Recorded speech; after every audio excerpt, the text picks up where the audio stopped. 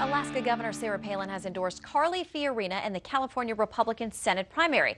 It's a move that surprised some people since Fiorina is expected to run as more of a moderate if she makes it to the general election. Well, joining us now to discuss this and much more, our strategist panel, Republican strategist Sarah Lenti, and also Democratic strategist Jeffrey Richardson. Welcome to both of you. Well, all right, I got to ask you, Sarah, were you surprised at all by that endorsement? Because, you know, Sarah is known as ultra-conservative and linked very much to the Tea Party. They're not fans of Carly Fiorina. No, they're not. This is not a surprise to me. I mean, Americans right now are voting on pocketbook issues. And in Carly Fiorina, Sarah Palin sees a tested, successful former CEO and businesswoman. It makes a lot of sense. Were you surprised at all by the backlash that she got, though, from some of her conservative supporters? I was, because, I mean, right now economic confidence is at 20%. We're losing jobs. The unemployment rate went up to 9.9% on Friday. You know, this should be about fiscal responsibility, not just about a movement.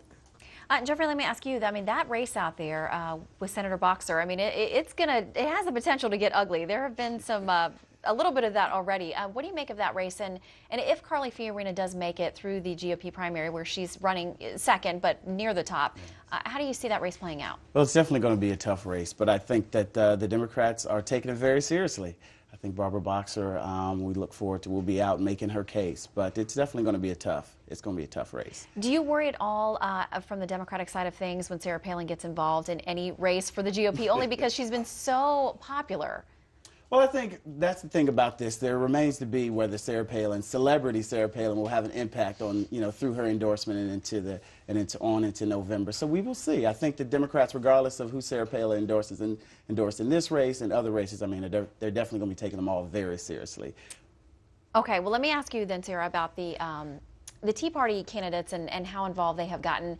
They're having some impact already on some pretty significant races. I mean, how do you see that playing out?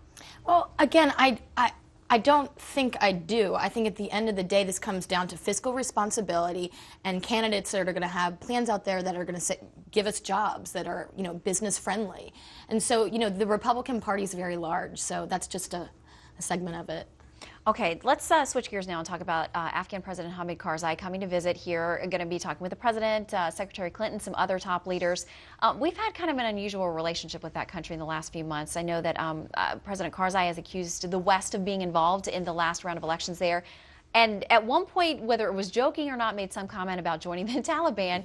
Jeffrey, what do you think will be some of the highlights of his visit this week and the discussions he has with the administration about what they expect from him? I think both sides are definitely taking this visit very seriously, and we'll see, as we've heard, suggestions on behalf of the president and the administration to try to strengthen that relationship. But I think we'll definitely continue to see the president and administration be very clear about what we expect to see in regards to that partnership so that we can really see some progress made in Afghanistan. Mm-hmm. And he's sort of done some pushback, sort of like, don't preach to me, I don't want to hear it. But the U.S. is obviously still very entwined with helping them out with aid and many other things. I mean, Sarah, do you think the administration, how hard do you think they'll push?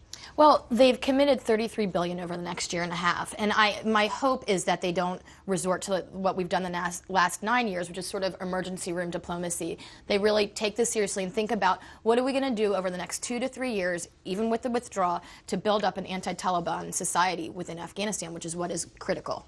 All right, Sarah and Jeffrey, thank you both for coming in today. Thank Hope you get to enjoy the rest of your Sunday with your mother or your family. Thank you. Definitely. Thanks.